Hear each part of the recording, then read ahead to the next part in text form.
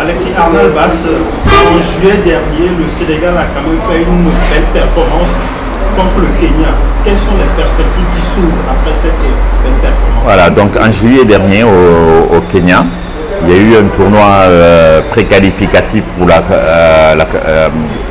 Coupe du Monde 2023 où le Sénégal a battu le Kenya chez lui et l'équipe de Madagascar et a gagné le droit de jouer un quart de finale en 2022 contre l'Algérie.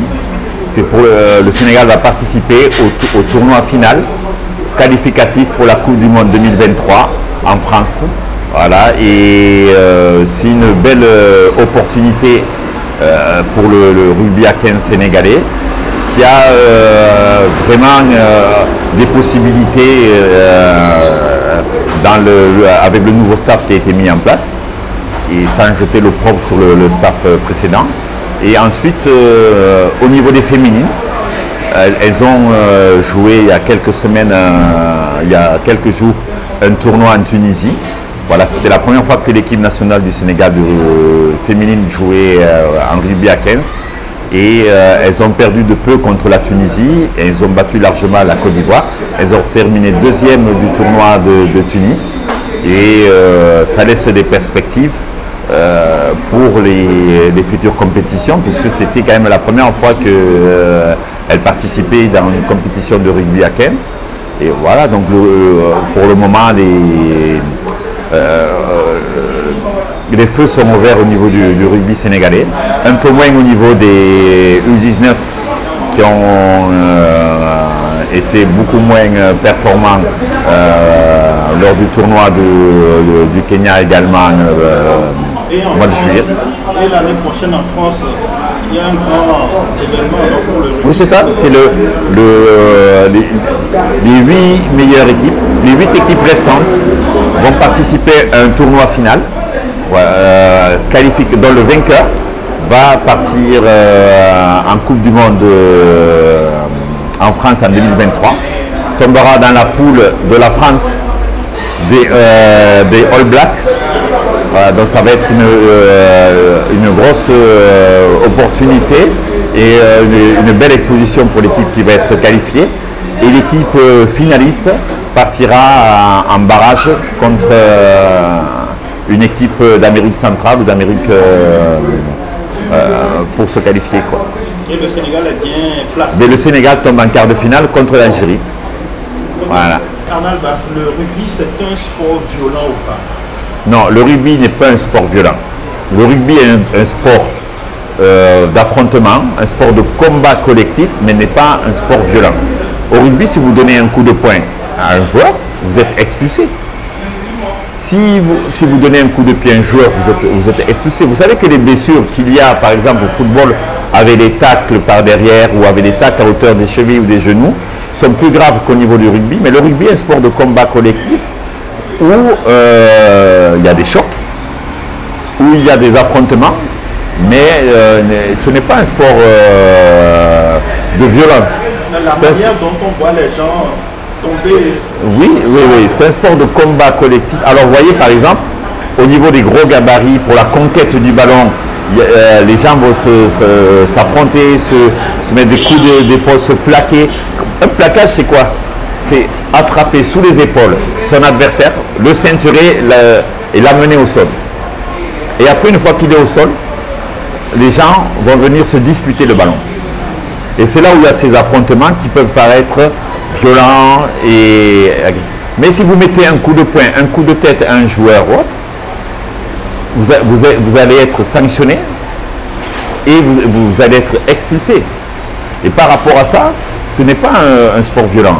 Après, c'est vrai qu'il y a beaucoup de règles au rugby qui doivent être expliquées et vulgarisées. Et surtout au niveau du rugby à 15. Quand vous voyez le rugby à 7, qui est le sport olympique, qui est un sport plus d'évitement que d'affrontement, où il y a le même nombre de joueurs que sur un match de rugby à 15, où il y a 7 joueurs contre 7 joueurs, il y a beaucoup plus d'espace ou autre, le rugby est beaucoup plus ludique et beaucoup plus apprécié et appréciable. Voilà, c'est comme si les gens jouaient au foot à 5 contre 5 sur un grand terrain. Mais c'est un rugby beaucoup plus exigeant au niveau des courses, au niveau du cardio et au niveau de la communication et de l'espace du terrain. Mais au niveau du rugby, regardez les arbitres au rugby, est-ce qu'ils sont agressés, est-ce qu'ils sont oppressés quand vous voyez un match international à la télé, comme ça se passe au niveau du foot. Quand un arbitre parle à des joueurs, il est écouté. Et la Fédération sénégalaise de rugby a mis beaucoup d'investissements dans la formation d'arbitres au Sénégal. On a pas mal d'arbitres internationaux de niveau international et qui sont reconnus en Afrique. Et par rapport à ça aussi, on a mis en place, pour ne pas avoir les travers qu'on voit dans les navetans au football ou dans certains matchs de championnat, des formations de délégués de match et des formations médicales pour assister les joueurs par rapport à ces chocs, par rapport à toutes ces blessures qu'il peut y avoir au rugby.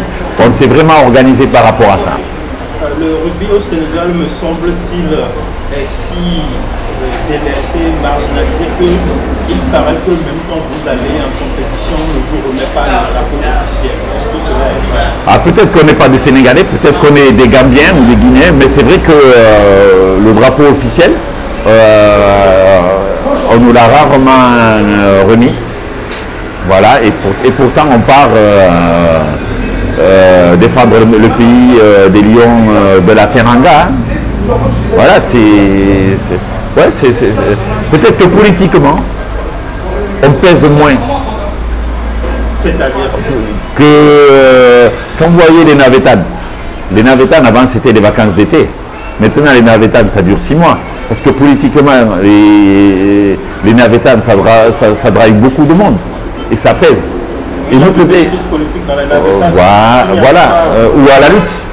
La lutte avec frappe. Oui. Et quand vous avez cette lecture-là qui est faite, peut-être que nous, on ne pèse pas assez.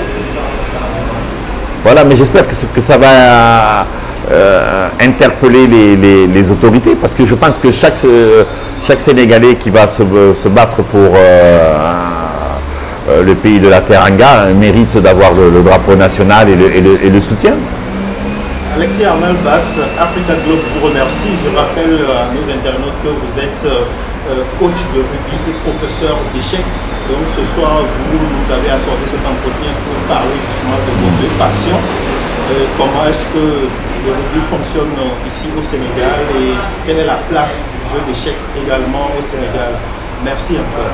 Ok, c'est moi qui vous remercie et je salue également tous vos lecteurs, vos auditeurs et bonne chance à Africa Globe.